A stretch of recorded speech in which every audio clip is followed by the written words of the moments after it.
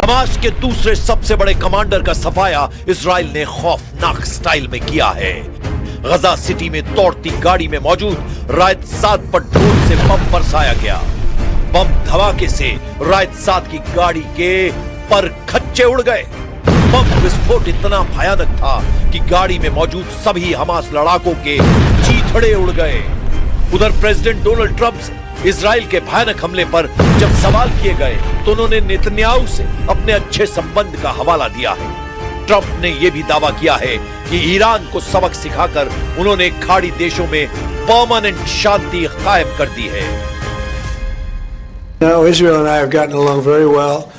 My relationship with Bibi Netanyahu has been obviously a very good one. Look, we took out Iran. We wiped out with that plane right there. We wiped out the B-2 bomber. We wiped out the Iran nuclear threat, and because of that, we were able to make peace in the Middle East. Now, we've had a very good relationship with Israel. We actually have a very good relationship with just about everybody in the Middle East.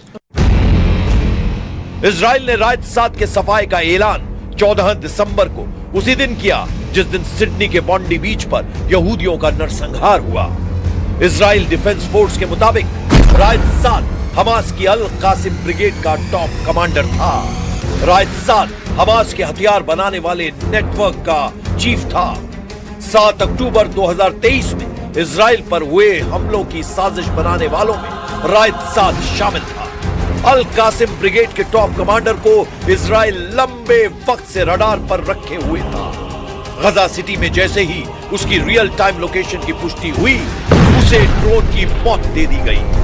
Israel ने रायत 7 का सफाया 2 Israeli सैनिकों का बदला लेने के लिए किया था, लेकिन नेतन्याहू को अंदाजा नहीं था कि हमास कमांडर के सफाई की खुशखबरी के फौरन बाद उन्हें सिडनी से सदमा देने वाले टेरर अटैक की खबर मिलेगी। मगर अब इजराइल ने अपने सभी दुश्मनों की हिट लिस्ट तैयार कर ली है। नेतन्याहू ने 7 देशों में बारी बारी इंतकाम लेने के सिग्नल दे दिए हैं। इजराइल ने इस्लामिक स्टेट आतंकियों के जितने भी गढ़ हैं उन्हें बर्बाद करने की धमकी दे डाली है। जिन देशों में अब भी अबू बकर अल बगदादी के बारूदी लड़ाके एक्टिव हैं, उन्हें नक्शे पर देख लीजिए। इजराइल के पड़ोसी देश सीरिया में आईएसआईएस आतंकियों के अड्डे हैं। इजराइल के दुश्मन देश लेबनान में आईएसआईएस खुरासान लड़ाकों के ठिकाने हैं। इजराइल के कट्टर दुश्मन ईरान में भी आईएसआईएस आतंकियों के नाम बदलकर होने की पुष्टि हो चुकी है। यमन में इस्लामिक स्टेट आतंकियों ने अल कायदा के साथ मिलकर टेरर लैंड बना रखा है। इजराइल विरोधी इराक आईएसआईएस आतंकियों का अब भी गढ़ कहा जाता है। लीबिया भी इजराइल के दुश्मन आईएसआईएस आतंकियों की पनाह गाह बना हुआ है।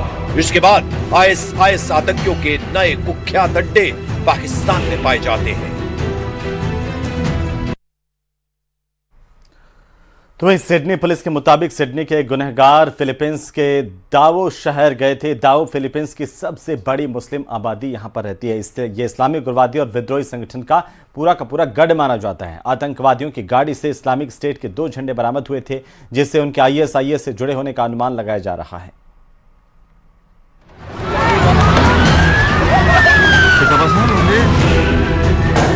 सिडनी आतंकी हमले का आईएसआईएस कनेक्शन साफ हो चुका है, जिसके बाद नेतन्याहू का खून खौल रहा है।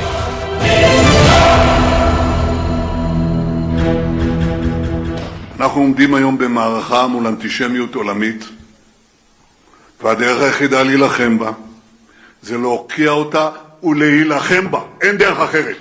זה מה שאנחנו עושים במדינת ישראל. पीएम नेतन्याहू के साथ प्रेसिडेंट डोनाल्ड ट्रंप ने आईएसआईएस पर बड़े एक्शन का मूड बना लिया है, क्योंकि आईएसआईएस आतंकियों ने ही सीरिया के पलमायरा में अमेरिकी सैनिकों पर हमला किया है। टेरर ग्रुप ने 14 दिसंबर